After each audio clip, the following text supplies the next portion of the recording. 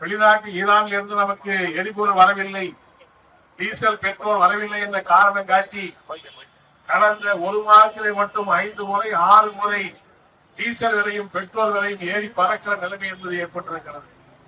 சமையல் எரிவாயு விலை 5 முறை உயர்த்தப்பட்டிருக்கிறது. வணிக சமையல் எரிவாயு விலை இன்னைக்கு யாருக்குமே கை கெட்டாத அளவுக்கு விலை உயர்ந்து ஏற்பட்டிருக்கிறது. வணிக எரிவாயு விலை உயர்ந்த காரணத்தினால் எங்கேயுமே நீங்க பாத்தீங்கன்னா சாதாரண நடைபாதை வியாபாரிகள் இன்னைக்கு கையேந்தி போரை நம்பி சாப்பிடக்கூடிய இந்த மக்களுக்கு உணவுப் பொருள் பற்றாக்குறை என்பது ஏற்பட்டிருக்கிறது. பெரிய பெரிய ஹோட்டல்ல போனா கூட எதை கேட்டாலும் இல்லைங்கிறாங்க. ஏன்னா எரிவாயு கிடைக்கவில்லை, எரிவாயு கிடைக்கவில்லை என்கிறார்கள். நான் மோடியை பார்த்து கேட்க விரும்புறேன். ஏறக்குறை 2 ஆண்டு காலமாக இஸ்ரேலுக்கும் பாலத்தில் நடக்கக்கூடிய அந்த சண்டையை காரணம் காட்டி உலகத்திலே இருக்கிற பல நாடுகள் எரிவாயு வாங்கி சேமித்திருக்கிறார்கள், பெட்ரோலிய பொருட்களை வாங்கி சேமித்திருக்கிறார்கள், டீசல் பொருட்கள் கச்சா எண்ணெய் வாங்கி சேமித்திருக்கிறார்கள். ஆனால் மோடி அரசாங்கம் அமெரிக்காவுடைய ரொம்ப நெருங்கிய நண்பர், நேற்று திரும்ப பேசியிருக்காரு, என்னுடைய நெருங்கிய நண்பர் மோடி அவர்கள், இந்தியாவுக்கு ஏதாவது ஆபத்து வந்தா நான் உடனே தலையிடுவேன். நான் கேட்கிறேன், அப்படிப்பட்ட ட்ரம்புடைய அந்த அராஜகத்தை ஈரான் நடக்கக்கூடிய அந்த சண்டையை கண்டிக்க திராணியற்ற காரணத்தினால் நீங்க கச்சா எண்ணெயை வாங்கி சேமிக்கவில்லை, எரிவாயு வாங்கி சேமிக்கவில்லை. இன்னும் சொல்ல போனால் இந்தியாவிலே இருக்கிற பயன்படுத்தக்கூடிய எரிவாயு, சமையல் எரிவாயு 2 நாளைக்கு மட்டும்தான் நம்முடைய ஸ்டாக் இருக்கிறது. ஆனால் சீன அரசாங்கத்தில் ஏறக்குறைய 1 ஆண்டுக்கு தேவையான எரிபொருளை அவர்கள் வாங்கி சேமித்திருக்கிறார்கள். அந்த நாட்டிலே எரிபொருள் விலை உயரவில்லை, அந்த நாட்டிலே டீசல் விலை உயரவில்லை, அந்த நாட்டிலே பெட்ரோல் விலை உயரவில்லை. ஆனால் மோடி அவர்களே, நீங்கள் ஆளக்கூடிய இந்த நாட்டை ஏன் இந்த அளவுக்கு உயர்கிறது? இதுங்கள போனால் கச்சா எண்ணெய் விலை உலகத்திலே ஏறி இருந்த விலை இறங்குகிற நேரத்தில் இந்த நாட்டிலே டீசல் பெட்ரோல் விலை மேலும் ஏறிக்கொண்டிருக்கிறதை பார்க்கிறோம். இந்த நாட்டிலே இருக்கிற அம்பானி அதானி உள்ளிட்ட அந்த எரிபொருள், அந்த எண்ணெய் விலை கார்பரேஷனுடைய கொள்ளை லாபத்திற்கு சைசாக்கிற வகையிலேதான் இன்னைக்கு மோடி இந்த விலை உயர்வை ஏற்றிக் கொண்டிருக்கிறார்கள். கடந்த சில ஆண்டுகளில் மோடி அரசாங்கத்துடைய நைவஞ்சக காரணத்தினால் எண்ணெய் விலை கார்பரேஷனுக்கு 40 லட்சம் கோடி ரூபாய் இந்த நாட்டு மக்களை கொள்ளையடித்திருக்கிறார்கள். அதே போல்தான் எரிவாயு விலை.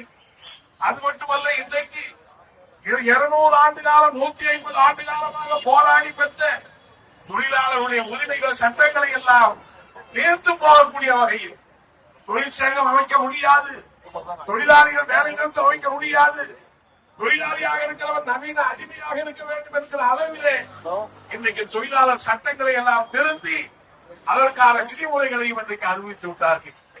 இந்திய தொழிலாளிகளுக்கும் உங்களுடைய அடக்குமுறைகளை தவிடுபடியாக்குகிற அடுத்த கட்ட போராட்டத்தை தொடங்குவதற்கான ஒரு துவக்கமாகத்தான் இந்த போராட்டம் அமைகிறது.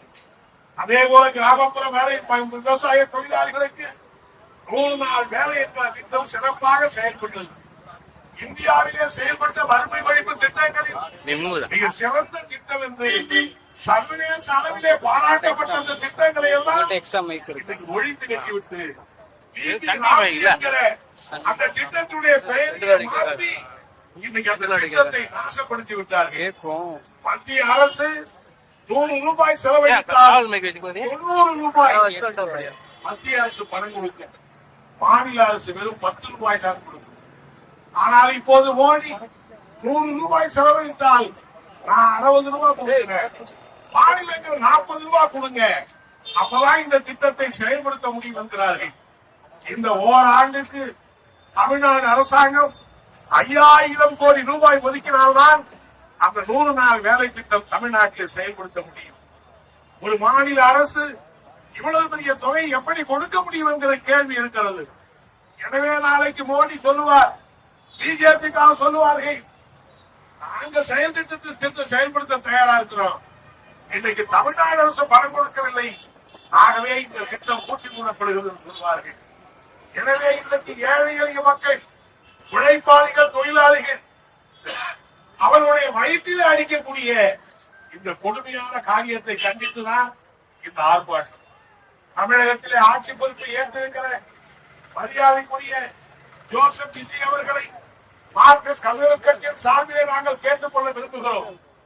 100 நாள் வேலை திட்டத்தை நிறைவேற்றுவதற்கு உங்கள் தலையிலே நிதியை ஒதுக்க வேண்டும் சொல்லுகிற அந்த மோடி அரசாங்கத்தை கண்டித்து நீங்கள் சட்டமன்றத்திலே தீர்மானத்தை நிறைவேற்ற வேண்டும்.